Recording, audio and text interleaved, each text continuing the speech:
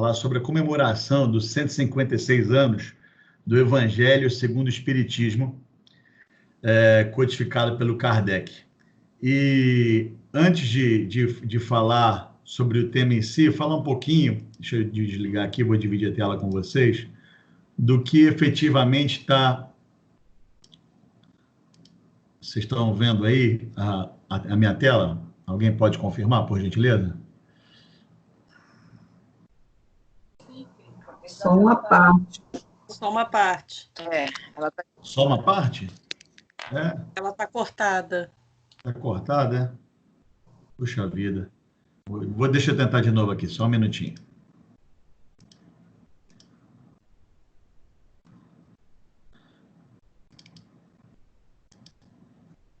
E agora?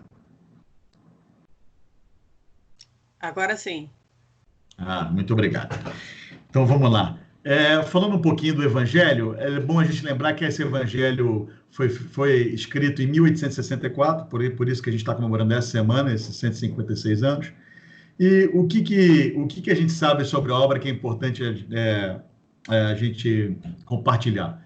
Que é uma obra básica do Espiritismo, como está dizendo aqui, e é muito importante entender que ela se atém a essa questão que eu vou marcar aqui, a explicação das máximas morais do Cristo em concordância com o Espiritismo e sua aplicação às diversas circunstâncias da vida. Acho absolutamente consolador e libertador essa explicação, porque aqui existiu uma preocupação muito grande de Kardec, e a gente vai ver lá na frente por quê, de pegar os evangelhos que falavam basicamente de atos ordinários da vida de Jesus, de milagres, de predições, de palavras que serviam de base aos dogmas e os ensinamentos morais. E Kardec, na verdade, resolveu pegar os ensinamentos morais como realmente o grande foco do estudo do Espiritismo. Por quê?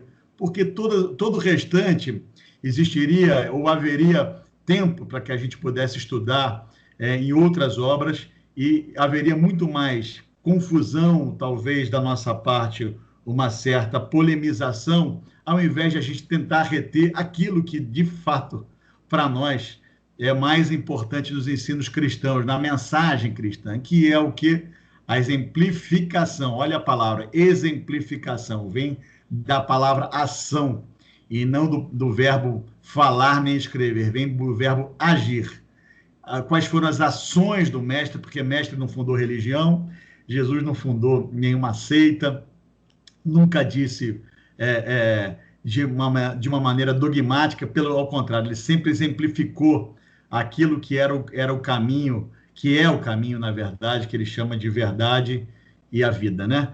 Em concordância com o quê? Com o Espiritismo, com a doutrina que os Espíritos trouxeram num livro anterior, que foi o Livro dos Espíritos, de novo, não é a doutrina de Kardec, muitas vezes a gente confunde achando que a doutrina espírita é uma doutrina de Kardec. Kardec, na verdade, foi o grande codificador, mas, na verdade, a doutrina é dos espíritos, portanto, a doutrina é universal. Esse caráter universal da doutrina é que permite que ela trate os assuntos de uma maneira muito ampla e muito, como diz a palavra, universal, né? Que dure os tempos.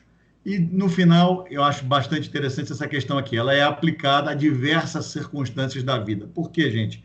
De uma maneira bastante prática. Qualquer exercício nosso de espiritualização, independente de religião, independente de prática, independente de local, independente de idade, independente de tudo, se não existir o esforço para que a gente aplique os ensinamentos na nossa vida, a gente só nos encarga da responsabilidade intelectual, mas não se encarrega da responsabilidade da ação, em manter a nossa mente em consonância com o nosso coração, em consonância com os nossos braços, que é de verdade um grande desafio. Todos nós sabemos que a nossa natureza além de ser inconstante, muitas vezes é incoerente, muitas vezes a gente pensa uma coisa, sente outra, ainda faz outra, mas é exatamente nesse plano de luta que a mensagem cristã e o evangelho, que é a Boa Nova, evangelho se chama Boa Nova e Boa Nova se chama Notícia Nova.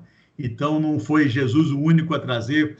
Antes de Jesus, muitos dos profetas já foram preparando o terreno para que a humanidade recebesse esse espírito com a envergadura de Jesus, que dessa envergadura tão grande que dividiu o tempo entre antes de Cristo e depois de Cristo, tamanho é o impacto que esse homem faz em tão pouco tempo da história da vida dele conhecida, como que o amor e os exemplos dele revolucionaram o mundo. Então, como o nosso tempo é bastante diminuto aqui, eu fiquei pensando, como homenagear o Evangelho nesse sentido, essa semana de celebração? Como nós podemos celebrar esses anos, 156 anos de existência? E aí eu fui direto na fonte, fui no Evangelho e queria compartilhar com vocês para mim, uma das passagens muito lindas e além de pertinentes e das quais eu tirei tanta lição essa semana e queria compartilhar com vocês essa mensagem. Todos veem aqui essa página? Não está dividido, não? Tá ok. Obrigado. Então, vamos lá. Isso aqui está no livro Boa Nova, um livro que é basicamente do Evangelho. São histórias que Humberto de Campos traz através da psicografia de Chico Xavier, histórias do Mestre Jesus, em que ele passava com seus apóstolos. E nós somos o quê? Apóstolos e discípulos de Jesus, no sentido de que estamos todos nós tentando seguir essa mensagem dentro de nós e na nossa vida. Então, chama a mensagem, o título da mensagem para depois, quem quiser estudar, chama O Bom Ladrão. E ela começa dizendo o seguinte: na hora sombria da cruz, e aí, pessoal, não tem hora sombria da cruz mais real do que a nós que atravessamos agora. Por quê? Porque tudo parece sombrio e porque a cruz significa, nesse sentido, testemunho, a hora em que é posto em prova tudo aquilo que nós, de fato, acreditamos ou tudo aquilo que, de fato, nós temos dentro de nós de valores para que possamos passar esse momento. Então, já começa dizendo, olha, na hora sombria da cruz, disfarçado com vestes diferentes, quer dizer, Tomé acompanhou Jesus na hora da cruz, mas com vestes diferentes. Tomé acompanhou passo a passo o corajoso Messias. Olha que interessante. Olha que simbologia, e aqui a mensagem cristã e toda a mensagem sagrada é muito coberta de misticismo, de simbolismo, não a palavra misticismo, de simbolismo, exatamente porque o simbolismo respeita a condição de entendimento de cada um. Não só por isso que Jesus usou parábolas para que compartilhasse as histórias dele, né? As vivências dele. Por quê? Porque, de uma maneira simbólica, você compreende, cada um compreende da sua maneira. E é muito interessante perceber que Tomé estava disfarçado exatamente no momento de testemunho e no momento de acompanhar Jesus a caminho da cruz.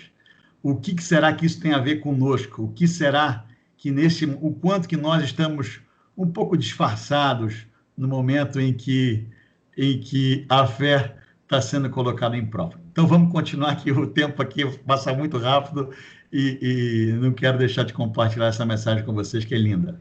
Estranhas reflexões surgiram-lhe no espírito. Sua razão de homem, quer dizer, refletindo, sua razão de homem do mundo não lhe proporcionava elementos para a compreensão da verdade toda. Quer dizer, naquele momento faltava compreensão a Tomé. Por que será que Jesus está andando na cruz com tanto sofrimento? Aí ele pensou assim, e veja como um pensamento completamente atual. Onde estava aquele Deus amoroso e bom, sobre quem repousavam as suas esperanças? Aonde está Deus, que nesse momento ele esperava tanto? Seu amor possuiria apenas uma cruz para oferecer ao filho dileto? Será que nessa hora maior Deus sumiu? Será que fomos entregues ao acaso? Tomé pensando, e nós pensando, né? Toda vez aqui que a gente pensa o Covid, todas as outras enfermidades, todas as outras dificuldades pelo quais e reveses pelo qual nossas vidas passam, sejam doenças, sejam passagem de parentes, sejam qualquer tipo de desemprego, seja briga, separação, qualquer tipo de revés que nós julgamos ser revés, porque também a característica do revés nosso é a partir de um ponto de vista muito pessoal, né? Nós achamos que revés é tudo aquilo que não atende ao nosso desejo pessoal ou a nossa visão individual do mundo, quando, na verdade, não contemplamos, na maioria das vezes, o benefício daquele revés à coletividade. Mas isso já faz parte de uma outra palestra. Então, isso é mais da natureza da nossa fé. A nossa fé está muito calcada também naquilo que queremos e não naquilo que devemos passar. Mas, enfim, vamos continuar. Por que motivo não se rasgavam os horizontes para que as legiões dos anjos salvassem do crime e da multidão inconsciente e furiosa o mestre amado? Que providência era aquela que... Eu? Desculpa, Cris. É só que o pessoal está me pedindo aqui para diminuir um pouquinho o zoom da tela, que não estou conseguindo ler todo o texto. Acho que só um pouquinho já... Tá? Vê aí, Val. Melhorou? Vai demorar um pouquinho para atualizar, mas eu creio que sim, que estava cortando pouca coisa. Pode continuar, obrigada. Tá bom. Se não melhorar, me diz de novo aqui, por favor. Que providência daquela... Perdão? Está tudo na tela já. Muito obrigado. Que providência era aquela que não se manifestava no... Cadê Deus, que nesse momento parecia para ele ter sumido? 3 anos consecutivos haviam acreditado que Deus guardava todo o poder do mundo. E aí não conseguias explicar como tolerava aquele espetáculo sangrento de ser o seu enviado, amorável e carinhoso, conduzido para um madeiro infame sobre impropérios e pedrada. O prêmio, quer dizer, por que nesse momento tanta dor, e ainda mais para Jesus, que ele falava, cara, esse homem que eu acompanhei, um momento na vida, um homem que só fez aquilo que deveria ser feito e está sendo retribuído na cabeça dele, né? Com tanta desolação, né? Bom, aí são essas reflexões que são reflexões nossas, por isso que eu sempre digo que todos nós temos muitos dos discípulos do mestre dentro de nós, porque eles são arquétipos, né? Bastante presentes dentro de nós, e não há nada de errado com isso. A nossa sombra, eu gosto sempre de falar isso, a nossa sombra é muito presente dentro de nós. A falta de fé de Tomé, a impetuosidade de Pedro, a traição de Judas, porque a traição de Judas não foi uma traição pelo dinheiro, foi uma traição pelo poder, porque Judas achava que a partir da chegada dos guardas, Jesus ia restabelecer o reino no mundo. Ele entendeu que o poder de Jesus o poder do mestre tinha que ir contra o poder dos homens. Ele não entendeu que era de uma outra forma, era um outro reino que o mestre se referia, que era o reino íntimo nosso, e não o reino daquilo que era estabelecido, a partir da transformação pessoal. Voltando aos dias atuais, ansioso, olha essa palavra aqui, gente, ansioso. Veja como a falta de compreensão nossa, e cada um de nós guarda um nível de ansiedade muito pessoal, que devemos respeitar por questões que muitas vezes nos fogem. A ansiedade são essas reflexões, né, que parecem que não tem conexão nenhuma. A ansiedade está muito ligado a esse desejo que aquele momento passe de uma maneira muito rápida, para que esse sofrimento acabe no tempo em que nós próprios queremos. E como está aqui, né, o Tomé passando, tá? Ele está ansioso, o discípulo contemplou aquela mão que havia semeado bem, agora agarradas à cruz, com 2 flores ensanguentadas. Aí, deixa eu dar uma olhada aqui. Olha aqui, vamos continuar aqui. Ó. Tomé se sentia como que afogado. Por quê? Porque a aflição, gente, o nível de incompreensão, o nível de aflição, e aí a gente pode dizer um pouco o nível da fé diminuta, e é disso que se trata o estudo de hoje. Eu tentei buscar a melhor maneira de nós homenagearmos o Evangelho, refletirmos sobre a natureza da nossa fé. Refletirmos um pouco o quanto a nossa fé está dependente de questões absolutamente externas e circunstanciais. O quanto que a nossa fé, em momentos como esse, e em outros tantos momentos, é a primeira a vacilar. O quanto que a nossa fé se envergonha e o quanto que a nossa fé duvida.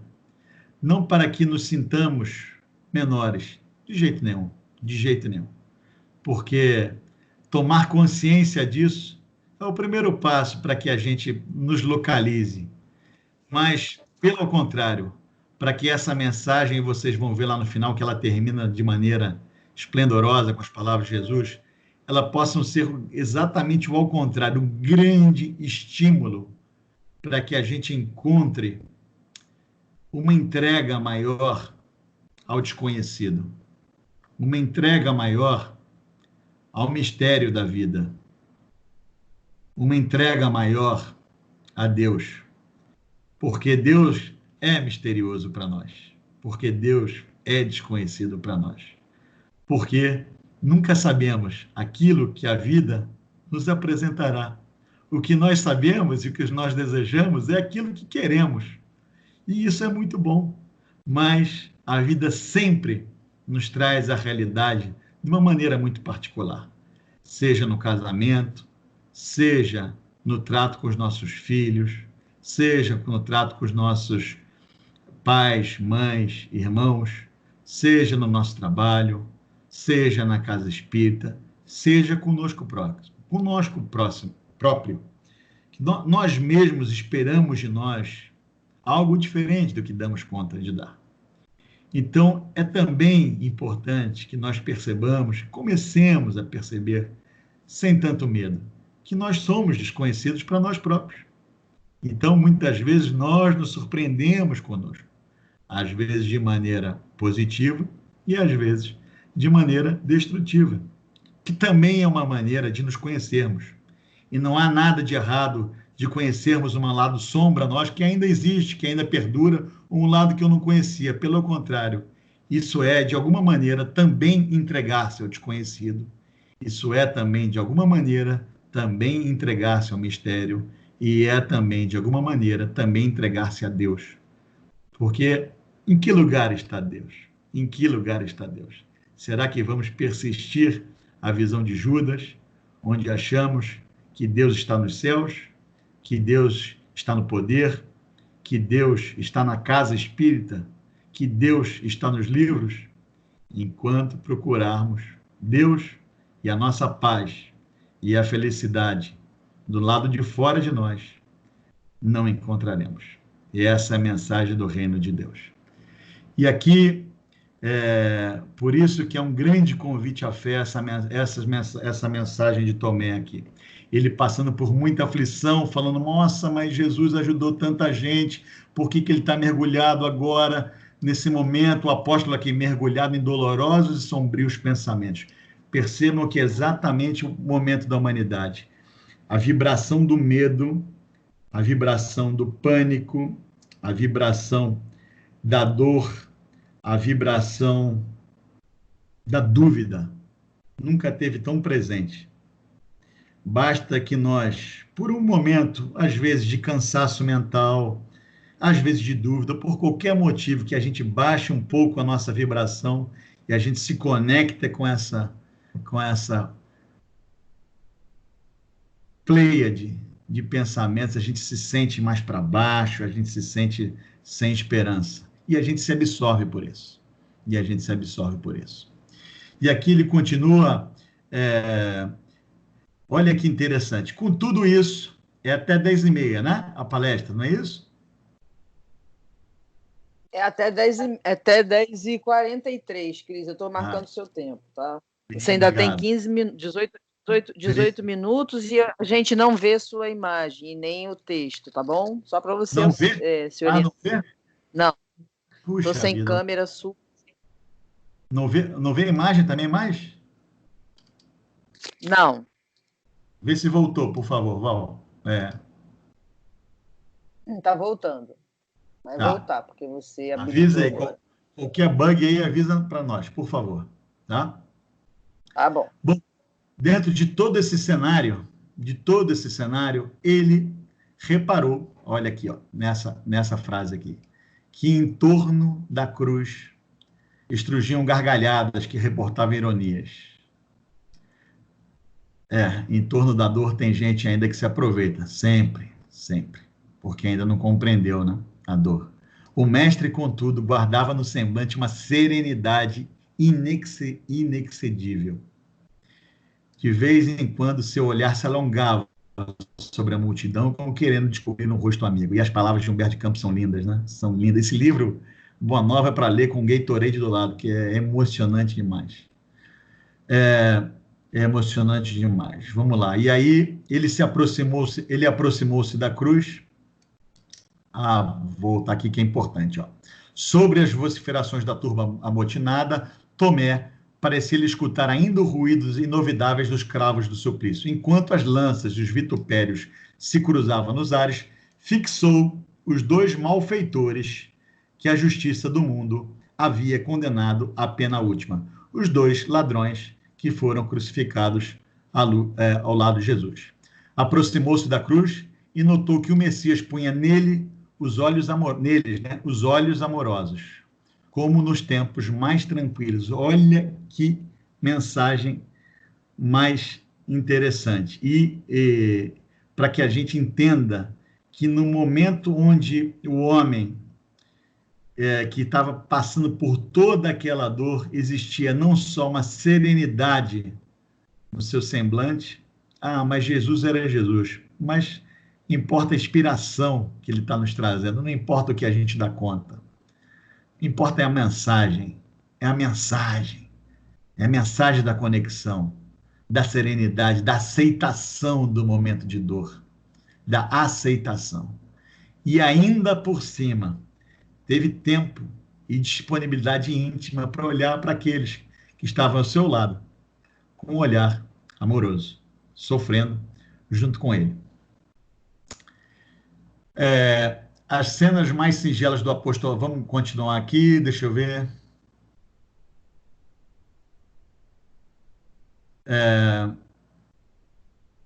Aqui, nesse instante, percebeu que a voz débil de um dos ladrões, aqui ao título desse capítulo, que chama Bom Ladrão, se levava para o mestre em tom de profunda sinceridade. Atenção a isso.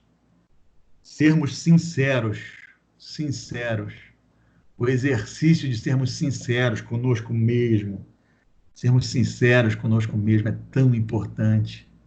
Ainda que doa, que a gente coloque compaixão, mas ainda... Senhor, disse o bom ladrão, ofegante, lembra-te de mim quando entrastes no teu reino. E aí, essas foram as palavras do bom ladrão. O discípulo, que é Tomé, reparou que Jesus lhe endereçava então um olhar caricioso e, ao mesmo tempo, aos ouvidos chegavam os ecos das suas palavras suaves e esclarecedoras. E aqui a gente termina a leitura dessa passagem. Vês, Tomé, quando todos os homens da lei não me compreenderam e quando meus próprios discípulos me abandonaram, eis que encontro a confiança leal no peito de um ladrão. Eu vou ler de novo, que é uma frase que realmente nos toca profundamente. Vês, Tomé, quando todos os homens da lei não me compreenderam e quando meus próprios discípulos me abandonaram, eis que encontro a confiança leal no peito de um ladrão. Mensagem linda. Quando Jesus fala que a pessoa que supostamente estaria mais longe da lei, mais longe de Jesus, é a que está mais próxima. Porque nós, nas nossas falsas virtudes, nas nossos falsos acertos, nas nossas falsas autoestimas, nos julgamos melhores do que pessoas que estão supostamente no erro, quando, na verdade, essas pessoas já reconhecem e que já estão arrependidos, muitas vezes, daquilo, naquele momento, naquela sua compreensão daquilo que está acontecendo, ela está muito mais próxima do amor, está muito mais próxima do amor. Porque ali ele já entendeu que não foi feita a vontade dele. Ele já entendeu que não foi feita a vontade dele. Portanto, ele está sendo mais fiel. Ele está sendo mais fiel do que muitas vezes nós, que de uma maneira ainda muito primária, numa primeira contrariedade, numa primeira dificuldade, ou ainda em qualquer tipo de dor, que a gente nunca deve minimizar, que cada um sabe de si, nós nos afastamos, porque achamos que só temos direito de receber a bênção e a fidelidade do Pai se estivermos no caminho da luz. Pelo contrário, a mensagem cristã foi a todos nós que temos infidelidade, que temos inseguranças, que temos dúvidas, que temos incoerências profundas, que temos perversidade, que temos fragilidade dentro de nós. Então, que a gente possa reconhecer essa fragilidade que o Covid está trazendo para nós, essa realidade maior que nos torna tão frágeis, e que a gente não se assuste com essa fragilidade. Que essa nossa condição é assim mesmo. E que esse momento de fragilidade possa ser um momento de fé, possa ser um momento de fortaleza,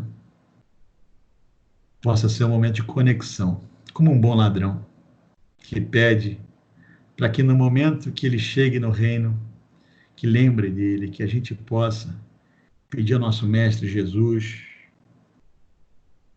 aos nossos mentores, que são nossos anjos guardiães, aos nossos familiares espirituais que vêm nos ajudando e vêm nos conduzindo, aos nossos amigos, que eles recebam a nossa fragilidade e que nós nos conectemos a eles mais esperançosos, aceitando melhor de que seja feita a tua vontade, Pai, a tua vontade, e não a nossa vontade, porque nós sabemos muito pouco. Para não dizer que nós sabemos nada, nós sabemos muito pouco, o nosso saber é muito limitado.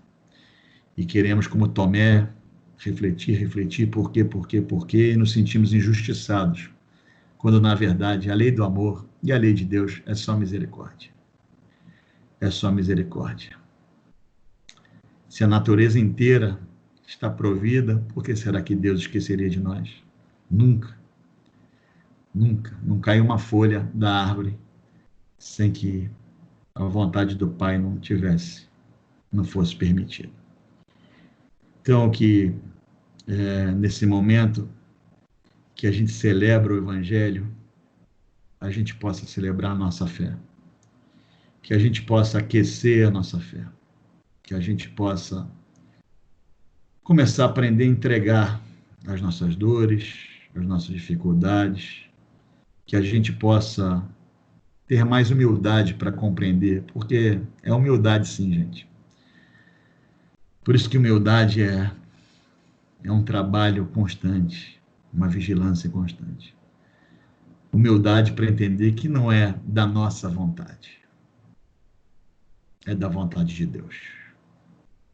No mundo onde se fala tanto de eu posso, eu quero, eu faço, um mundo onde entroniza tanto o eu, a mensagem cristã é exatamente o contrário.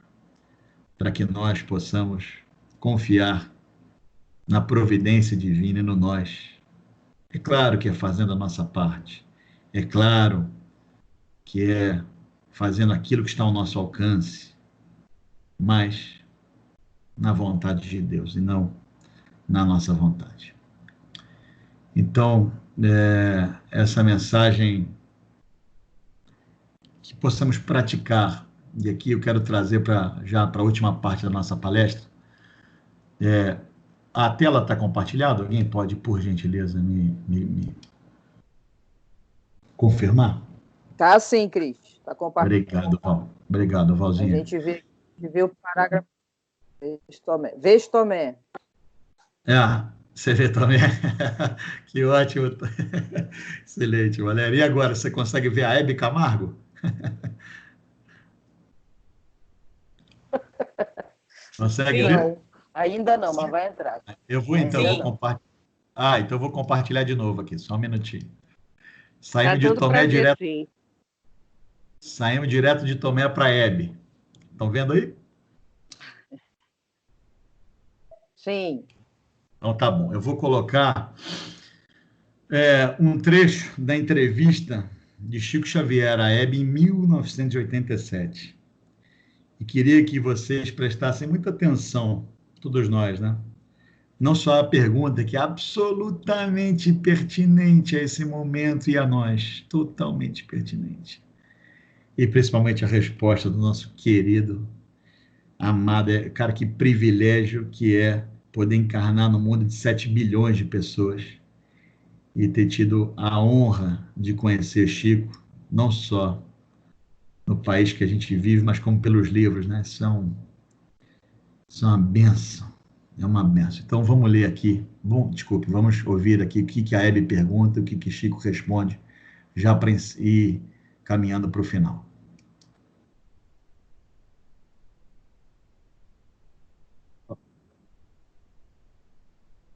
Vai ser agora.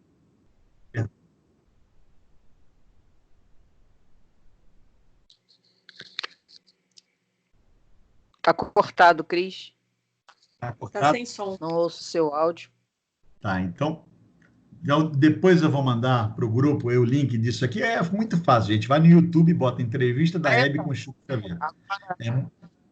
Agora estamos vendo, sim. Agora estamos então vendo, Deixa sim. eu tentar. Eu vou voltar um pouquinho, então. Vamos ver se vai. E agora? A gente vê, mas não tem áudio. Não ouve, tá bom. Então eu vou falar aqui, depois é muito fácil, gente. Só ir no YouTube e colocar lá, entrevista da Hebe com Chico, é a primeira pergunta. Eu vou tentar resumir aqui, mas evidentemente é imperdível ela perguntando e ele respondendo. Mas ela pergunta assim, Chico, você é um homem que desde que a gente conhece, que a gente entende como gente, você trabalha no bem há 45, há 50 anos, em ocasião a essa data aí. Você nunca teve vontade de desistir? E Chico fala basicamente o seguinte, eu agradeço a Hebe as palavras que ela fala, muito carinhosas, mas diz basicamente o seguinte, Hebe, eu nunca me percebi fazendo o bem. O que eu me entendo é cumprindo com o dever da minha consciência perante a mim, perante Deus e perante a minha comunidade. E o cumprimento desse dever tem me trazido paz. Não há nada que me estimule mais a continuar a cumprir esse dever. Então, que a gente possa, nesse momento de fé, cumprir os nossos chamados íntimos, que a gente tenha coragem de cumprir o nosso dever com a nossa consciência, cada um dentro do que pode, cada um dentro do que tem, cada um como pode. Que não olhemos para o outro, que olhemos para si nesse sentido, e que possamos fazer aquilo que realmente nosso esforço e a nossa consciência mande, para que a gente aqueça a nossa fé. Aqueça a nossa fé. E que sejamos cartas vivas nesse momento que o mundo precisa tanto de fé, que dentro do que a gente pode, em casa, no trabalho, que a gente crie a vida para cima, crie a vida para cima, que a gente confie e entregue. Um beijo no coração de todos aí.